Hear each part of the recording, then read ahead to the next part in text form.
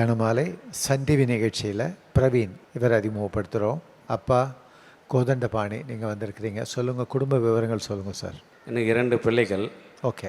பொண்ணு கல்யாணம் பண்ணியாச்சு, 2 பசங்க. சரி. பையனுக்கு அலைன்ஸ் பார்த்துட்ருக்கோம். சரி. அவனுக்கு பொருத்தமான நல்ல பெண்ணாக எங்களுக்கு கிடைக்கணும். நாங்கள் பெண்ணாக பார்த்துக்குவோம். சரி. மருமகளாக பார்க்காம. சரி. எல்லாம் குட் ஹேபிட்ஸ் எல்லாமே இருக்குது. ஓகே. நல்லா எய்ம் பண்ணுறாரு. Own business. ஓகே. அச்சரப்பாக்க Chettiar, any Chettiar. Okay. Okay. பிரவீனுக்கு நல்ல மனைவியும் உங்களுக்கு சிறந்த மருமகளும் கல்யாண மாலை நிகழ்ச்சி மூலமாக கட்டாயமாக வந்து அமையணும்னு வாழ்த்துறேங்க. இந்த நிகழ்ச்சியில் வந்து கலந்துக்கிட்டீங்க. வாழ்த்துக்கள். வணக்கம். நன்றி. வணக்கம் சார். கே பிரவீன், வயது 27, BE மெக்கானிக்கல் முடித்தவர், சென்னையில் சொந்த தொழில் செய்பவர். இவர் பணிக்கு செல்ல விருப்பம் உள்ள பட்டதாரி மணமகளை எதிர்பார்க்கிறார். பிரவீன் பற்றிய விரிவான விவரங்கள் கல்யாணமாலை.com வெப்தளத்தில் இவரது பதிவு 999062. மேலும் விவரங்களுக்கு 04424341400. பூத்திஸில் சாமுத்திரிகா பட்டு, சர்வ லட்சணங்கள் நிறைந்த காஞ்சிப்பட்டு. கல்யாண மாலை நிகழ்ச்சியில் தாரணி இவங்களை அறிமுகப்படுத்துகிறோம். வயது 26. கல்யாணமாலை.comல இவங்களது பதிவு எண் 1024438. BSc பண்ணியிருக்கிறாங்க. சென்னையில் சீனியர் ப்ராசஸ் எக்ஸிக்யூட்டிவாக ஒர்க் பண்ணிகிட்ருக்கிறாங்க. டிகிரி அல்லது ப்ரொஃபஷனல் டிகிரி முடித்து நிரந்தர வேலையில் இருக்கிற நல்லவர் தனக்கு கணவராக வரணும்னு விரும்புகிறாங்க. தாரணி விரும்புகிற மாதிரி அருமையானவர் அவங்களுக்கு கணவராக உடனடியாக அமைந்திட கல்யாண மாலையின் மனப்பூர்வமான வாழ்த்துக்கள். கல்யாண மாலை நிகழ்ச்சியில் பிரவீன் குமார் இவர் அறிமுகப்படுத்துகிறோம். வயது 40. கல்யாணமாலை.comல இவரது பதிவு எண் 825515. BE பண்ணியிருக்கிறாரு. சொந்தமாக சாஃப்ட்வேர் கம்பெனியில் டைரக்டராக இருக்கிறாரு. டிகிரி முடித்த நல்ல பெண் தனக்கு மனைவியாக வரணும்னு விரும்புகிறாரு. பிரவீன் குமார் விரும்புகிற மாதிரி அருமையான பெண் அவருக்கு மனைவியாக உடனடியாக அமையணும்னு கல்யாண மாலை மூலமாக மனப்பூர்வமாக வாழ்த்துறோம். கல்யாண மாலையின் எக்ஸ்க்ளூசிவ் மேட்ரிமோனி, பிரத்யேகமான மற்றும் பாதுகாப்பான சேவை. பெண்ணின் வயது 26. அசைவம் பிரிவை சேர்ந்த இவர் பிடெக் மேலும் MS முடித்திருக்கிறார். வசதியான குடும்பத்தை சேர்ந்த இவர் 26 வயது முதல் 30 வயதுக்குள் அசைவம் பிரிவை சேர்ந்த நன்கு படித்து அல்லது சொந்த தொழில் செய்து கொண்டிருக்கும் வரனை எதிர்பார்க்கிறார். மேலும் விவரங்களுக்கு 8668096973.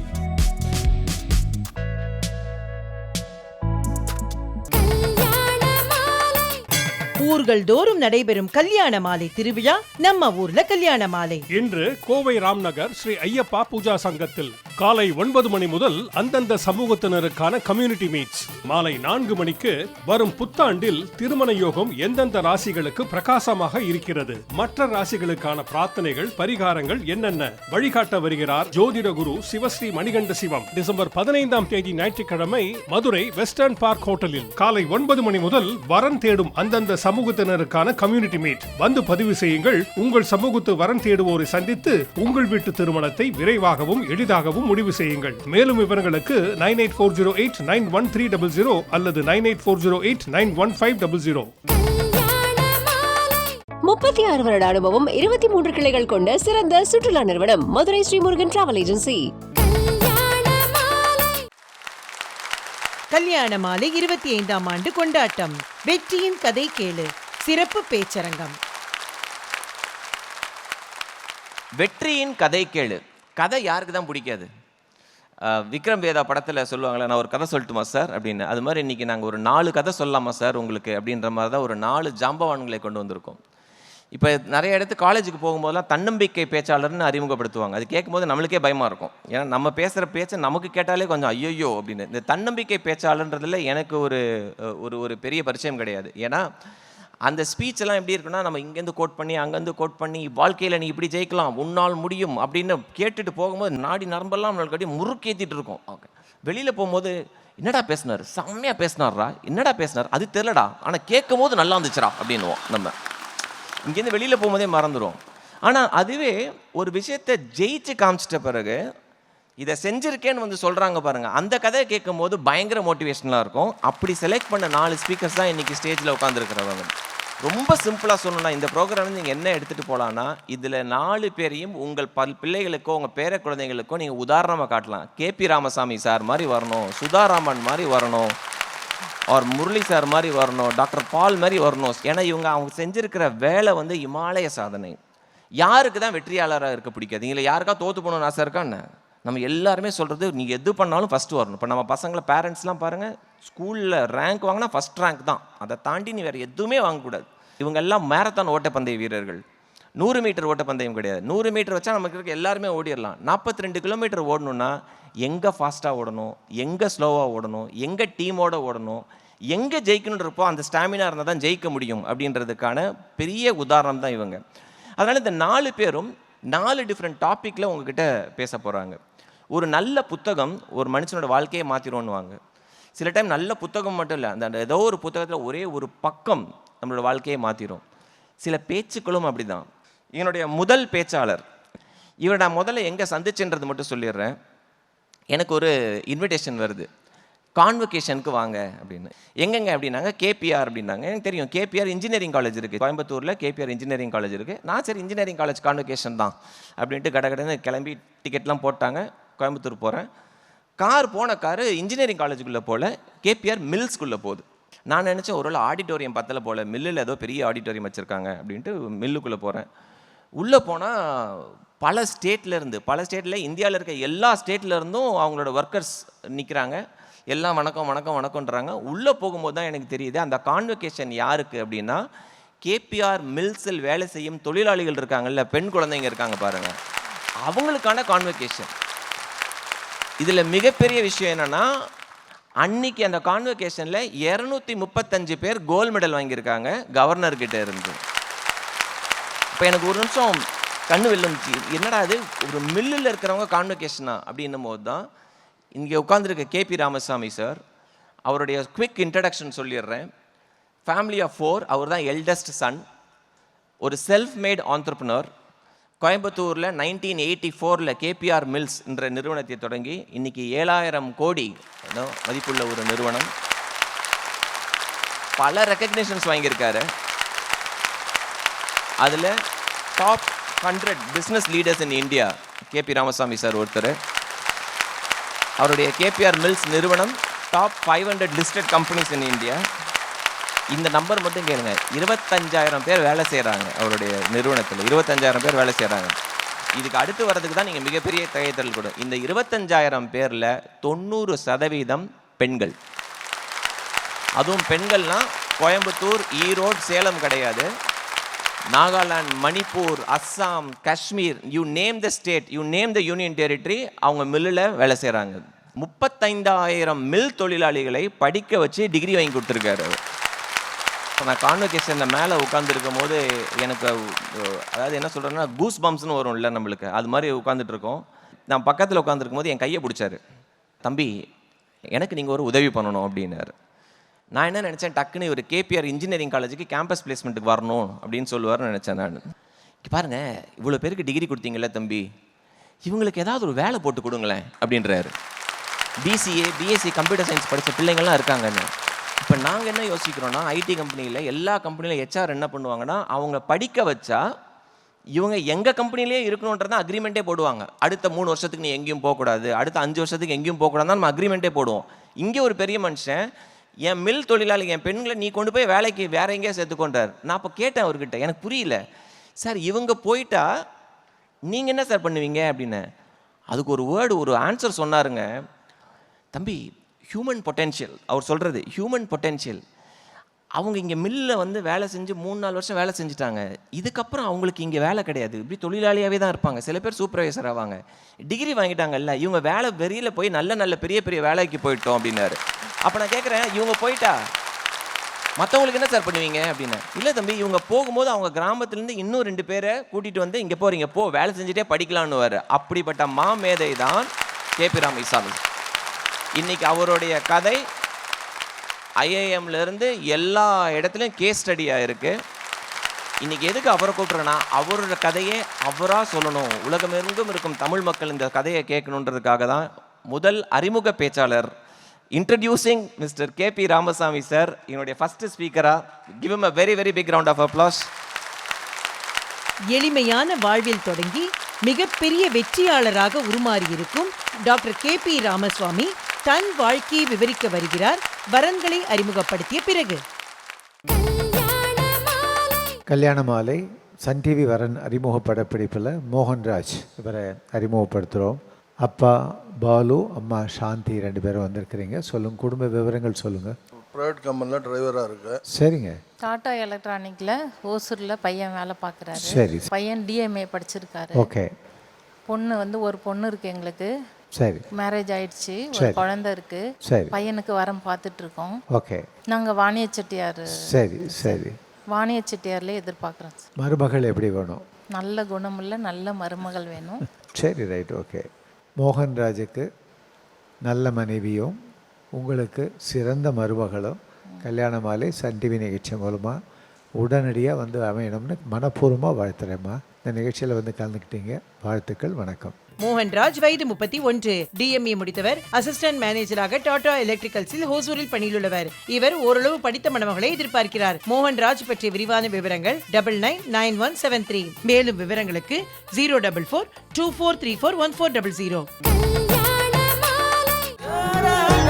Experience the essence of regal splendor. Maharani Collection from NAC Jewelers.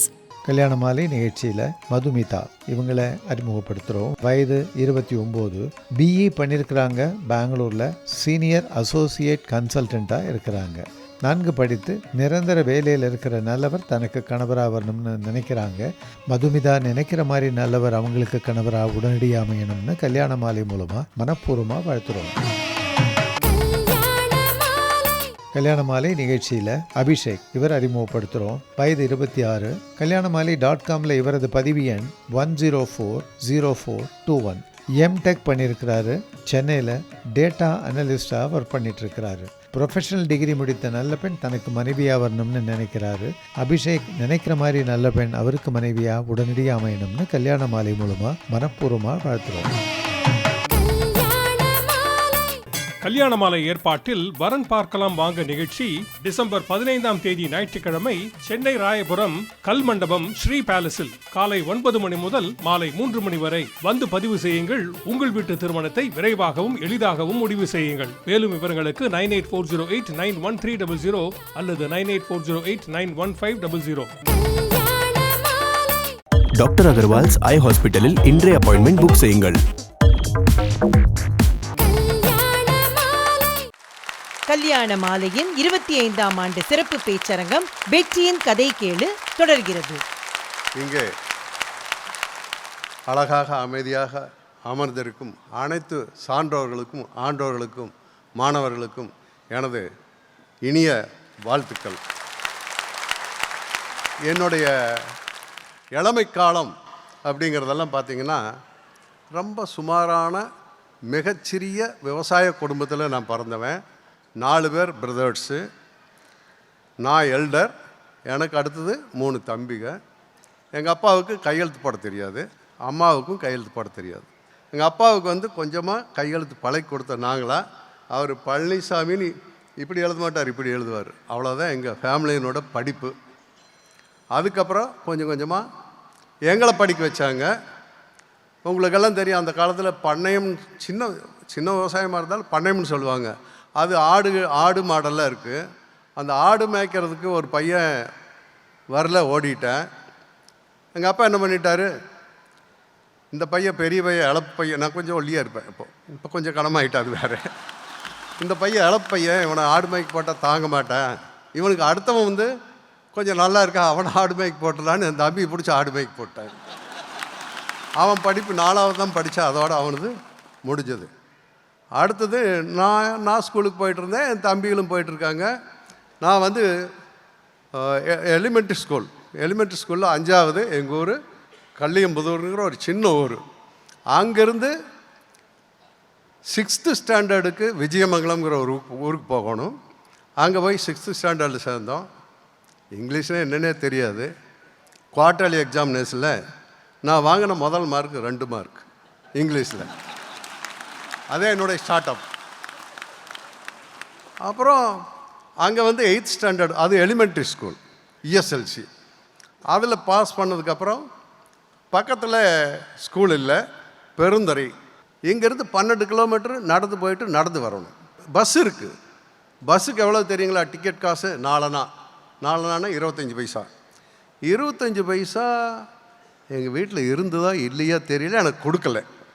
8th ஸ்டாண்டர்ட்னால் என்னோடய ஏஜ் நீங்கள் கணக்கு போட்டுக்குங்க, ஒரு 13 14 தான். நம்ம தான் ஃபெயிலாகி படிக்கிறதா போச்சு. அதனால் அந்த 24 கிலோமீட்டரும் டூ அண்ட் ஃப்ரோ நடந்து வந்தேன். அந்த எக்ஸசைஸ் இன்றைக்கும் என்னுடைய உடம்புல இவ்வளோ தைரியமாக இருக்குது. எங்களுக்கெல்லாம் சாப்பாடுங்கிறது வந்து ஒரு ஈயப்போசியில் போட்டு தெரியும்னு நினைக்கிறேன், ஈய தூக்கு அதில் தான் எடுத்துகிட்டு ஒரு பையை தோளில் போட்டு, இப்போல்லாம் பேக்கில் போட்டுக்கிற பை இருக்குது, அன்றைக்கெல்லாம் இந்த வலைப்பை அதை இப்படி போட்டு சாப்பாடு இப்படி பிடிச்சி தான் போகணும். அப்படியெல்லாம் நடந்ததுனால தான் இன்றைக்கி என்னுடைய வயசு 76 ரன்னிங். இந்த வயசுலேயும் இவ்வளவு திடகாத்திரமாக இருக்க முடியுதுன்னா அந்த உழைப்பெல்லாம் சேர்ந்தது.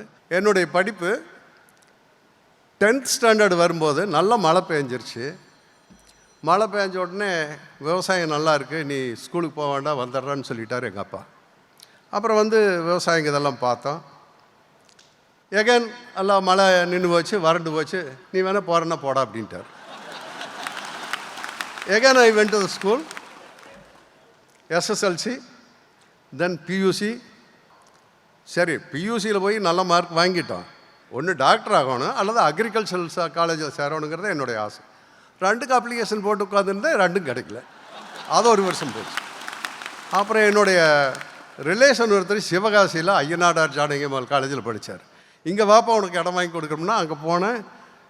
நான் BSc கேட்டேன், அவங்க BA கொடுத்தாங்க. அதெல்லாம் ஒன்றும் பண்ண முடியாது, படிக்கிறனா படி, இல்லைன்னா போ அப்படின்ட்டார். நான் பை எடுத்துகிட்டு வந்துட்டேன். அவ்வளோதான் என்னுடைய படிப்பு பாருங்க. அதோட முடிஞ்சது படிப்பெல்லாம். முடிச்சுட்டு வந்துட்டு என்ன பண்ணுறது, விவசாயம் பண்ணேன். ஒரு வருஷம் பண்ணினேன். புகையிலை போட்டேன். அப்போ வந்து புகையிலைக்கு நல்ல காசு. அப்போ வந்து எக்ஸைஸ் டியூட்டி இருக்கும். பட் அது பார்த்தா அந்த விற்கிற விலைக்கு எக்ஸைஸ் டியூட்டிக்குமே பத்தலை. கடைசியில் என்னாச்சு, சரி நீ இந்த தொழில் ஆகாது. அப்புறம் பவர்லூம் போடலாம்னு ஒருத்தர் போய் கேட்டேன். முதல் நான் போய் பவர்லூம் போடலாம்னு கேட்டவர் அவர் என்ன சொல்கிறாரு தெரியுமா, டேய் இதெல்லாம் முடிஞ்சு போன கதை, நீ எல்லாம் பவர்லூம் எல்லாம் போட்டால் ஓடாது, நீ எங்கே போய் போட்டேன்னா நீ முடிஞ்சா அப்படின்ட்டார். ஸோ அவர் சொல்லிட்டு போகிறார், பார்க்கலான்ட்டு பவர்லூம் போடுறதுன்னு முடிவு பண்ணிவிட்டு எங்கள் ரிலேஷன் ஒருத்தர், எங்கள் அம்மாவோட மாமா, தாய் மாமா, அவர்கிட்ட போய் ஐயா இந்த மாதிரி எனக்கு கொஞ்சம் பணம் வேணும், உனக்கு எவ்வளோப்பா வேணும் அப்படின்னாரு. ஐயா எனக்கு ஒரு 8000 ரூபா வேணுங்க அப்படின்னு. பார்ப்பா, 8 வட்டி, 8 வட்டினா 50 பைசா, 8 வட்டி கரெக்டாக வருஷமான வட்டி கொண்டாந்து கொடுத்துடணும். கொண்டு வந்து கொடுத்துட்டீங்கன்னா நல்லா இருக்கணும். ஐயா கண்டிப்பாக கொண்டு வந்து கொடுத்துடணும். காலத்தொட்டு கும்பிட்டு அந்த 8000 ரூபா வாங்கிட்டு வந்து ஒரு சின்னதாக ஒரு 4 பவர்லூம் ஆரம்பிச்சு. ஒரு வருஷம் முடிஞ்சது, பவர்லூம் போட்டு நல்லா ஓடுது. ஓடிட்டுருக்கும்போது அந்த ஐயனுக்கு வட்டி கொண்டு போய் கொடுக்க போனேன். போகும்போது அவர் கொஞ்சம் தண்ணி சாப்பிடுவார். அந்த ஒரு பாட்டிலோட வட்டி கொண்டு போய் கொடுத்தேன். அதெல்லாம் வாங்கி வச்சுட்டு, ஏங்கன்னு இந்த வட்டியை 6 மாதத்துக்கு ஒருக்கா கொடுக்க முடியுமா அப்படின்னு கேட்டார். நீங்கள் மீனிங் என்னன்னு தெரிஞ்சுக்கங்க. ஐயா நீங்கள் கவலையே படாதீங்க, 3 மாதத்துக்கு ஒருக்கா நான் வந்து உங்களை பார்த்துட்டு போகிறேன் அப்படின்னு சொல்லிட்டு, அப்புறம் எல்லா பவர்லூமெல்லாம் நல்லா ஓடுது, தொழில் நல்லா நடக்குது. பணம் ஓரளவுக்கு சேர்ந்துடுச்சு. அந்த 8000 ரூபாய் ஒரு நாள் கொண்டு போய் கொடுத்து அவர்கிட்ட வாங்கி வச்சுட்டு, அவர் ஒரு 500 ரூபாய் எடுத்து இந்தா அப்படின்னு சொல்லிட்டு 7500 மட்டும் எடுத்துகிட்டு என் பெட்டியிலேயே போட்டுவிட்டு, இந்த பணம் உங்கள்கிட்டயே இருக்குது எடுத்துகிட்டு போ அப்படின்னு சொல்லி கொடுத்தார். அதெல்லாம் வந்து இன்றைக்கும் வந்து அது ஒரு கடவுள் கொடுத்த வர மாதிரி நான் நினைக்கிறேன்.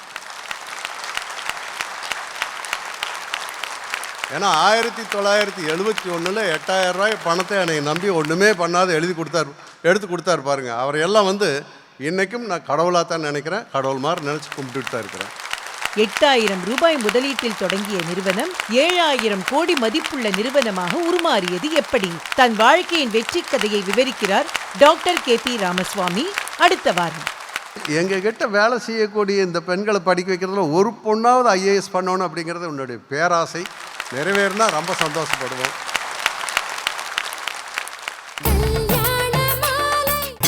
ஊர்கள் தோறும் நடைபெறும் கல்யாண மாலை திருவிழா நம்ம ஊர்ல கல்யாண மாலை. இன்று கோவை ராம்நகர் ஸ்ரீ ஐயப்பா பூஜா சங்கத்தில் காலை 9 மணி முதல் அந்தந்த சமூகத்தினருக்கான கம்யூனிட்டி மீட்ஸ். மாலை 4 மணிக்கு வரும் புத்தாண்டில் திருமண யோகம் எந்தெந்த ராசிகளுக்கு பிரகாசமாக இருக்கிறது, மற்ற ராசிகளுக்கான பிரார்த்தனைகள் பரிகாரங்கள் என்னென்ன வழிகாட்ட வருகிறார் ஜோதிட குரு சிவஸ்ரீ மணிகண்ட சிவம். டிசம்பர் 15ஆம் தேதி ஞாயிற்றுக்கிழமை மதுரை வெஸ்டர்ன் பார்க் ஹோட்டலில் காலை 9 மணி முதல் வரன் தேடும் அந்தந்த சமூகத்தினருக்கான கம்யூனிட்டி மீட். வந்து பதிவு செய்யுங்கள். உங்கள் சமூகத்து வரன் தேடுவோரை சந்தித்து உங்கள் வீட்டு திருமணத்தை விரைவாகவும் எளிதாகவும் முடிவு செய்யுங்கள். மேலும் விவரங்களுக்கு 9840891300 அல்லது 9840891500.